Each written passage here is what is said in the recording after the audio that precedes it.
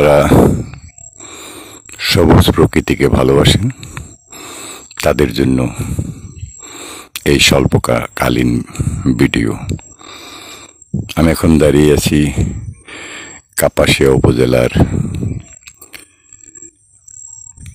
বনায়ন করিহাতা ইউনিয়নের তরুণ গ্রামে।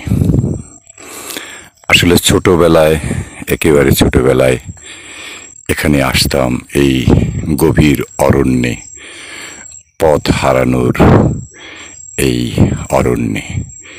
এখানে এলে মানুষ দিনের বেলায় পথ হারাতো। সামনে গভীর অরণ্য, এখানে রয়েছে, এইদিকেও রাস্তা রয়েছে। এই শালবনের এক একটা রাস্তা এক এক দিকে চলে গেছে। এখানে আসলে এই প্রকৃতির কাছে, এই লাল মাটির কাছে মনে হয় না কখনো আমরা একবিংশ শতাব্দীর চরম উন্নতির দ্বারে দাঁড়িয়ে আছি। আসলে মানুষ যখন অস্বস্তিতে ভোগে তখন সে ফিরে যায় সবুজ অরণ্যের কাছে। আমার এখানে আসার আরেকটা উদ্দেশ্য ছিল, সেটা হলো ছোটবেলায় যখন আসতাম এখানে মেছো বাঘ, শিয়াল, আরো অনেক শূকর, অনেক বন্যজন্তুর দেখা মিলত। বর্তমানে সেই জায়গাটা দখল করে নিয়েছে বানর। এখানে বিভিন্ন প্রজাতির অসংখ্য বানর এই এলাকায় রয়েছে। আমি সেই বানরদের সাথে দেখা করতে আজকে এসেছিলাম, অনেকক্ষণ ঘুরলাম, বানর দেখা পেলাম না। সম্ভবত তারা অনেকটা দল বেঁধে, স্থানীয় লোকদের ভাষায় দল বেঁধে তারা চলে গেছে লোকালয়ের দিকে, যেখানে আপনারা অনেকেই জানেন কাঁঠালের জন্য বিখ্যাত আমাদের এই কাপাসিয়া।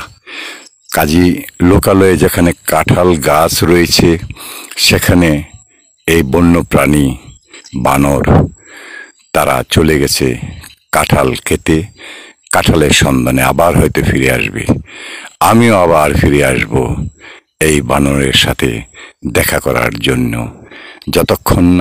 যতদিন না তাদের সাথে দেখা হয় আমি তাদেরকে খুঁজে বের করব এবং আপনাদের সামনে সেই বানর প্রজাতিকে সামনে তুলে ধরব, চেষ্টা করব তাদের আকুতি মিনতি এই সভ্যতার প্রতি কি আছে সেটা দেখার জন্য। ফুল প্রিয় মানুষগুলো সবসময় ফুলকে পছন্দ করে। আমার সামনে এখানে ফুটে আছে একটি ফুল, আমি তার নামটা জানি না ঠিক। ফুল ঝরে যাওয়ার পরে এখানে বিচি রয়েছে, কালারটা চমৎকার, একেবারে মন ভোলানো কালার।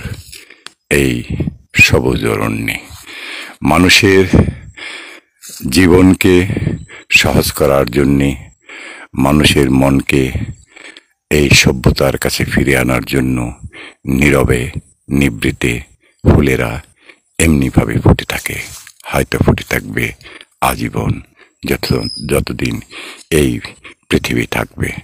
আপনারা যেখানে থাকুন ভালো লাগার সাথে থাকুন, ভালোবাসার সাথে থাকুন।